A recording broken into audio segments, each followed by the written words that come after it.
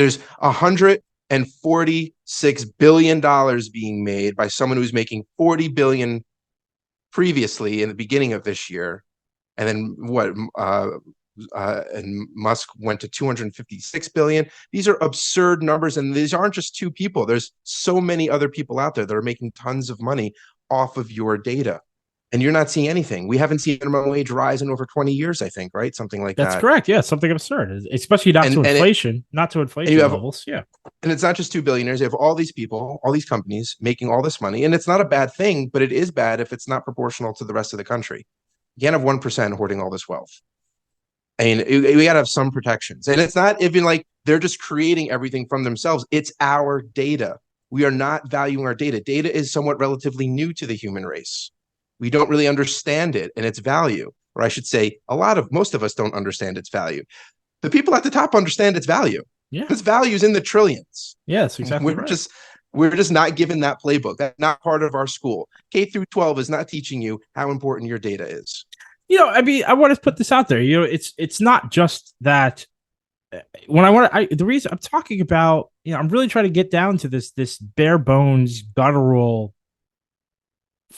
American philosophy about value in terms of we're so conditioned that your value is what your job is. Your value is what you bring to the table for an employer. Or if you are the employer, the way in which you're employing people, that's what's gaining your value. You're a contributor, you're a captain of industry. These are intrinsic values to capitalism. You know what isn't intrinsic to capitalism? A mother that stays at home raising two kids that eventually go off to be captains of industry, or two kids who would end up being, I don't know, Bill Gates, Steve Jobs. I don't know. It's just people who are changing the face of the country.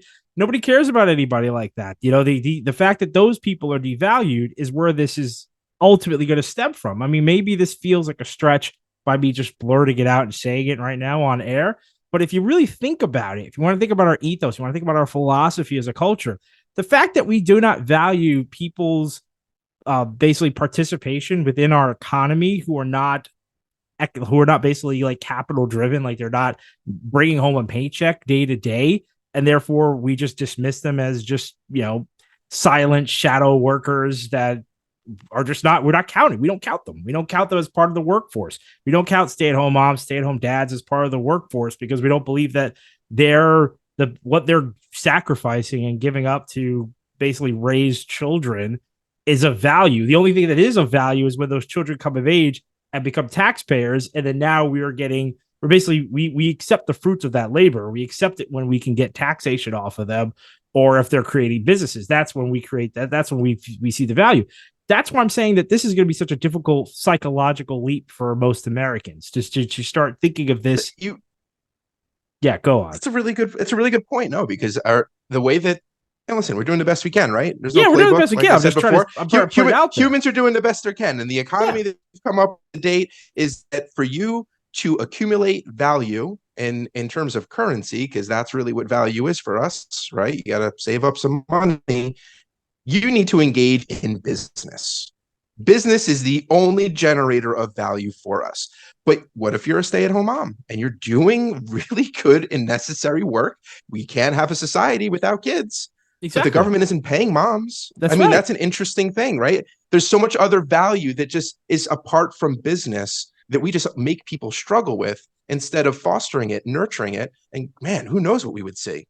So there you go. You see, you're picking up what I'm putting down. That's what I'm getting at. I'm saying that we already have it. We have so much value that is just not acknowledged. And I just think it's going to be wild to get to this esoteric valuation of human capital, where by existing you are contributing because I don't know, man. If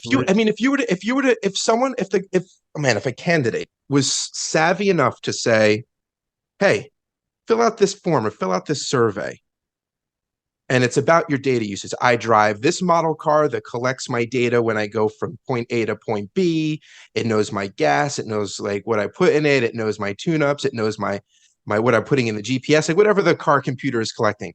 I use this device. I use that device. If you could fill this out, and then it could calculate to say you would get $50,000 a year skimming off of billions of dollars. So I'm sorry, the CEO of the company wouldn't make $100 billion this year. They'd make $90 billion this year.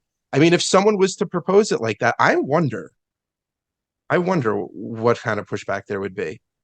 I don't wonder. I know exactly what kind Really? of pushback there would No be. one's ever done They that. would find that they would be uninvited to do a debate. They would Oh, find the themselves donor. Yeah. they would Yeah, find yeah, yeah. themselves having a very hard time getting on certain ballot boxes and getting into primaries for certain parties. I know exactly what happened. They would figure out that despite the fact that they have all this push behind them, getting on the televised debate stage, they would find it incredibly difficult, and they would find themselves absent from it. And then they would be talking from they basically be tweeting while debates are going on, talking, complaining about how they should be there and how all these numbers and everything got expunged from their roll calls in various counties. That's exactly how that would play out. Good luck. I'm just saying good luck on that. I don't want to be fatalistic. I just think that in order to succeed, we have to understand what the playbook is and how it is going to be played against you. That's exactly how that would go. A candidate who's out there trying to make that statement is a candidate who's going to have a very hard time getting anyone to cover their candidacy. And the reason, again, the problem with that, the reason for this is because most media outlets are owned by billionaires who have vested Yeah. interest in not promoting such an ideology. Yeah, you're gonna have a hard time out there. That's exactly how it's gonna go. So you have to know that. Well, there you go, folks. At least if you listen to this pod, you have a little bit of knowledge in this area. Push it forward. Tell a friend. Pushing for this pod is about we're complaining because we're retracting and we're trying to create discourse.